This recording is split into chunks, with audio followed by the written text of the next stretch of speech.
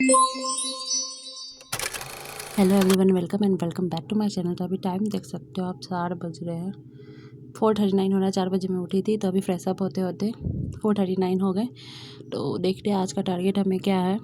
तो बेसिकली सबसे पहले तो मुझे अभी ज्योग्राफी रिवीजन करना है, क्योंकि मेरा ज्योग्राफी मतलब बीए तो कंप्लीट हो गया है। अब मैं सोच रही हूँ पीजी करने के लिए, तो मे भी मुझे ज्योग्राफी से करना है, तो मुझे ज्योग्राफी भी तो आनी चाहिए। आती है बट भूल गए थोड़ा थोड़ा। तो बिना देरी किए हुए स्टार्ट करते हैं अपना। जियोलॉजी से स्टार्ट करेंगे, उसके बाद अपना पढ़ेंगे खगोलीय विज्ञान, देन उसके बाद ही हमारा जियोमॉर्फोलॉजी आएगा। तो जल्दी जल्दी ये कवर कर लेते हैं, मिलते हैं आपसे थोड़ा देर में। और फिर हमें करना है इसका ही एमसीक्यू करेंगे और आंसर राइटिंग। मैंने दोनों स्टार्ट कर दिया है। कल मैंने पॉलिटी स्टार्ट किया था, तो पॉलिटी भी अभी चलेगा ही हमारा।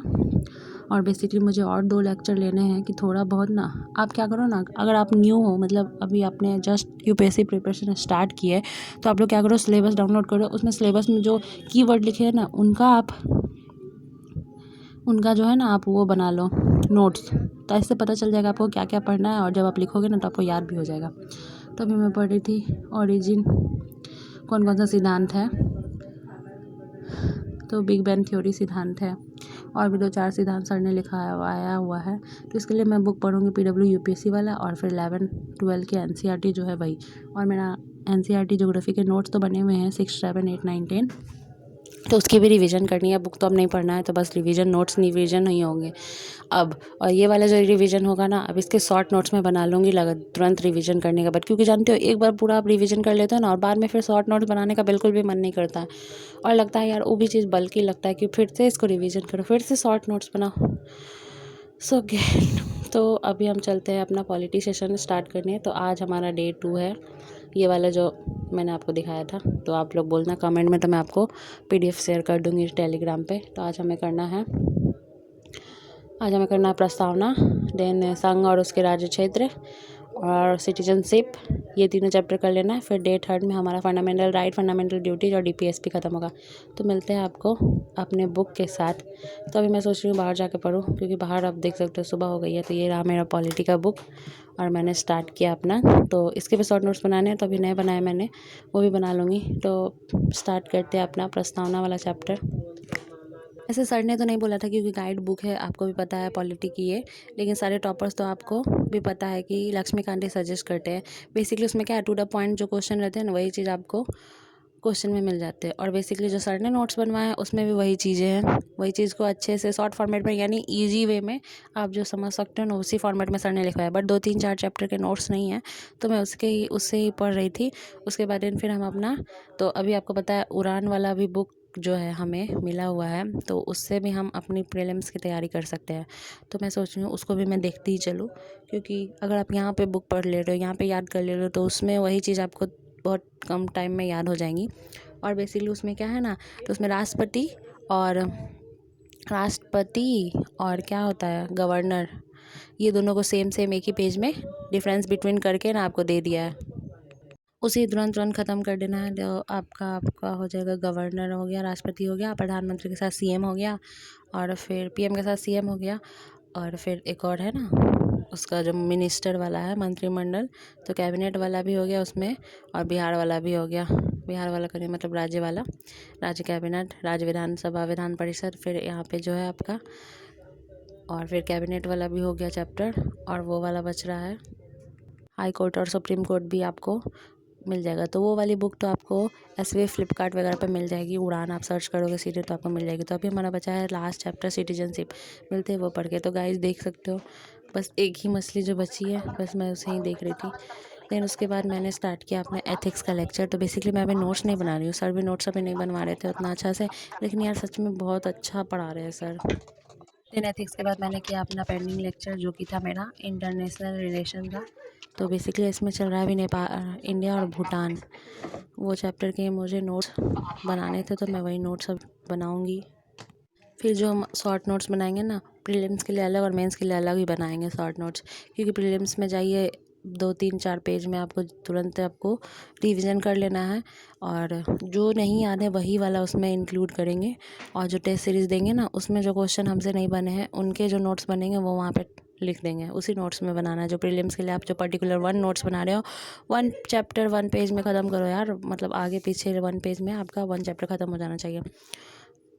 तो जैसे हिस्टोरिकल बैकग्राउंड है लक्ष्मीकांत का, तो वो चैप्टर ख़त्म कर लो आप 1 पेज में। तो इससे आपको भी ईजी होगा और जल्दी रिवीजन भी हो जाएगा। इससे पता चलेगा कि आपको याद है सच में, और बार बार हम रिवीजन ही करते रहते हैं। और जो शॉर्ट नोट्स बनेंगे आंसर राइटिंग में, तो वो सारे क्वेश्चन जितने भी मिले हैं ना आपको पीडब्ल्यू में, उसको पहले एक जगह लिख लो, उसके बाद खुद से लिखने का प्रैक्टिस करो। देन आपको पता चलेगा कि आप कहाँ गलती कर रहे हो, कहाँ आपको याद नहीं हो रहा है। तो बेसिकली हम लोग भी क्या करना, मैं भी वही कर रही थी कि वो जो चीज़ लिखा हो वही चीज़ को छाप दे रहे थे याद कर करके। तो ऐसा नहीं करना है, मतलब वहाँ पर तो आपको एग्जैक्टली सेम वर्ड तो याद नहीं रहेगा, क्योंकि आपने पहले जितना भी एग्जाम दिया होगा same to same as it is तो लिख के नहीं आ गए होगे। तो वैसे ही इस एग्ज़ाम में भी है, जितना आप खुद से मतलब वर्ड बना बना के लिखोगे ना, तो उससे आपको जल्दी जल्दी लिखने में, क्योंकि सोचने में भी टाइम लगता है, और 7 मिनट आपको एक क्वेश्चन पे आंसर लिखना है। तो इसलिए सोच रहे हो कि उसको जो बनाओगे ना नोट्स में, तो उसको अपने लैंग्वेज में लिख लेना, ताकि आपको पता चल जाए। कुछ कुछ कीवर्ड आप रखना, ताकि ये भी ना लगे कि आपको दूसरों से कम नंबर मिल जाए। और सबसे इंपॉर्टेंट है टॉपर्स कॉपी वैल्यूएशन, क्योंकि टॉपर्स कॉपी की कॉपी को ही देख के आपको पता चलेगा कि हम कहाँ पे सही जा रहे हैं कि नहीं जा रहे हैं। उसके बाद मैं चली गई थी स्नैक्स बनाने, तो ये मैं बना रही थी चीला, जो कि मेरा टूट चुका है बिल्कुल भी। यार चिपक जाता है, पता नहीं, कोई इस सब काम में बिल्कुल भी मन नहीं करता, लेकिन फिर भी बनाना था तो यही मैं बना लिया मैंने। तो देखते हैं कितने बन पाते हैं, टूट ही जाएंगे मुझे लगता है। कभी कभी बोर हो जाते हो पढ़ पढ़ के, तो घर का काम तो करना ही पड़ता है, सबको ही करना पड़ता है, वो जो लोग बाहर रहते हैं। उसके साथ मैंने देखा के ड्रामा, तो के ड्रामा यार मेरा फेवरेट है। देन उसके बाद मैं बैठ गई थी वानी पीडब्ल्यू संपूर्ण बुक लेके। तो ऑफकोर्स वो लैपटॉप में ही पढ़ सकती हूँ, मोबाइल में बार बार इधर उधर हो जाता है, तो मैंने लैपटॉप में ही लगा लिया और वही रीडिंग दे रही थी। तो मैं गवर्नेंस का बुक रीड कर रही थी। एक्चुअली मैंने नोट्स बनाए थे ना तभी, तो कुछ छूट गया था मैं, तो वही मैं रिवीजन कर रही थी एक बार।